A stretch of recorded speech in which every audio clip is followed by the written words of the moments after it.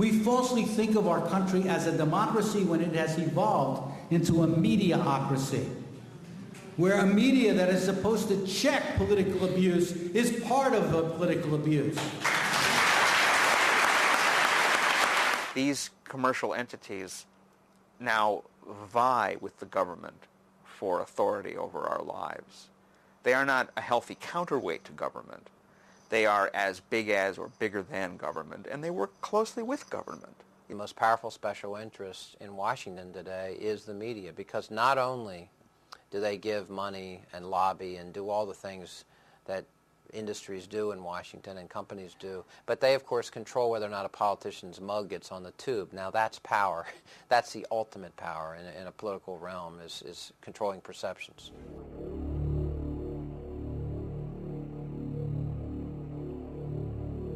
In George Orwell's novel, 1984, Winston Smith worked at the Ministry of Truth. But his job was not to ensure that truth was preserved. Quite the contrary. His job was to alter past news stories so that the version of the truth given by the ruling elite, the party, was never contradicted. If the party, which Orwell called Big Brother, lied to the people, a quick check of Winston's altered records, the only remaining records, would prove that the lie was true. Can lies become truth? Could a media system controlled by a few global corporations with the ability to overwhelm all competing voices be able to turn lies into truth?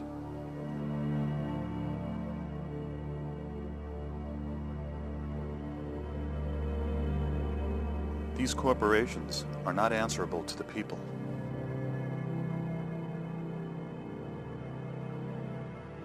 Only the politicians can regulate them. Could corporations possibly buy politicians with campaign contributions? Contributions so large that the politicians would allow unregulated corporations to go about their business of eliminating less powerful voices until only one voice remained. One truth.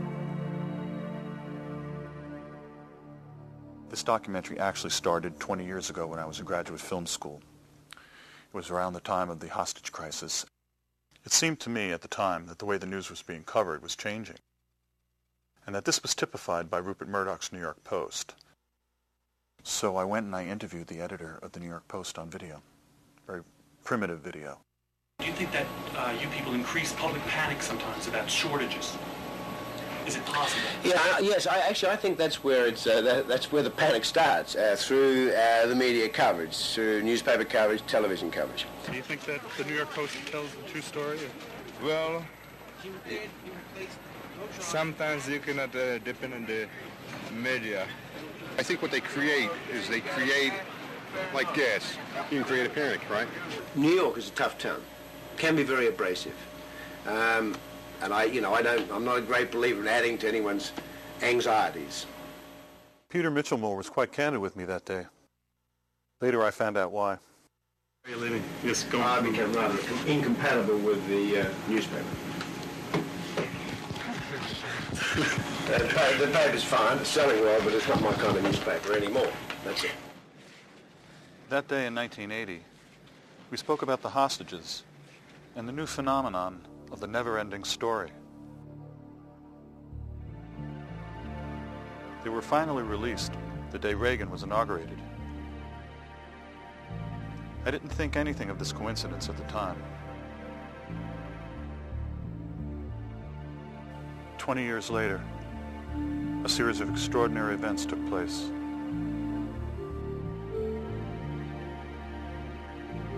For me, they provided a window. I could see the selling of the Iraqi war, the media's handling of the 2000 election, and the Supreme Court's decision in a new light.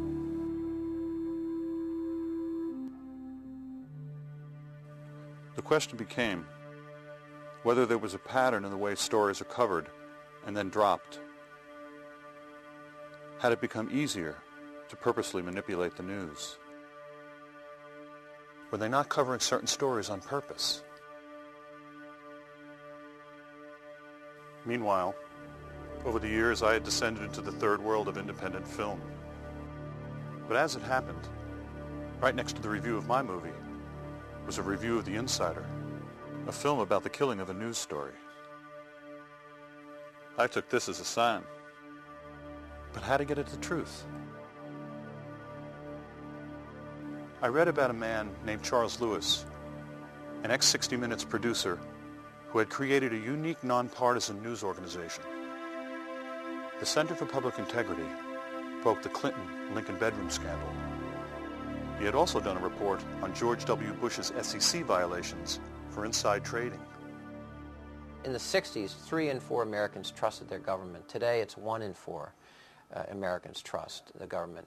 The level of secrecy and the amount of money in our process is greater than it's ever been. Archibald Cox, the Watergate prosecutor I interviewed for our book, The Buying of the President 2000, said the level of trust in this country is worse than he's ever seen it, including during Watergate.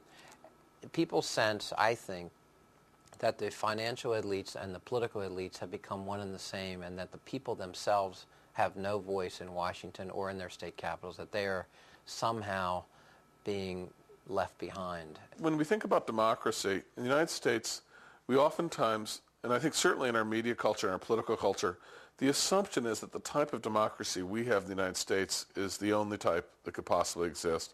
It's the high watermark of the human race is capable of, is U.S.-style democracy. In fact, though, I think we have, both in theory and in many ways in practice, a fairly, what you call a weak democracy. I mean, in fact, in many ways, we have a frighteningly weak democracy. There is an unfortunate sense as well of powerlessness, that there really isn't very much that can be done about the state of things. You can't have 280 million people and say that 2 political parties represent the thinking of 280 million people. That's just think about that. If you want to just step back and look at that. And you know, the thing is that anthropologists, they're going to dig us up hundreds of years from now, and they are not going to understand us. No, seriously. And we've made a huge mistake inventing film and videotape because we're leaving behind a record of ourselves. We have a situation in which a significant percentage of the population doesn't vote, doesn't care about the issues, is tuned out entirely, is what we call depoliticized. In fact, we have a rate of depoliticization in the United States that must make a tyrant like in Indonesia envious. They say, how can I get one of these vegged out populations? The top 1% that controlled 90% of the wealth had 2 major political parties doing their bidding for them. And the other 99% had no political party on the ballot representing them. And no representation in Congress representing them. And yet that 99% ran around waving little flags going, we're free! We're free! We live in a democracy! Woohoo! Oh, we're going to look like assholes.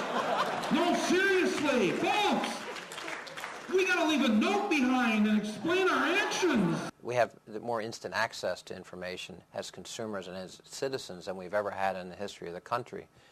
That does not necessarily mean we're better informed. And that's a fascinating irony by itself. There's an apposite quote from Dr. Goebbels. It's a kind of an explosive, thing to invoke here, but he said once, and this is an example of how sly he was, that what you want in a media system, and he meant the Nazi media system, is ostensible diversity that conceals an actual uniformity. The truth of the matter is that increasingly what we see, what we hear, and what we read is being controlled by fewer and fewer large multinational corporations. People don't appreciate this.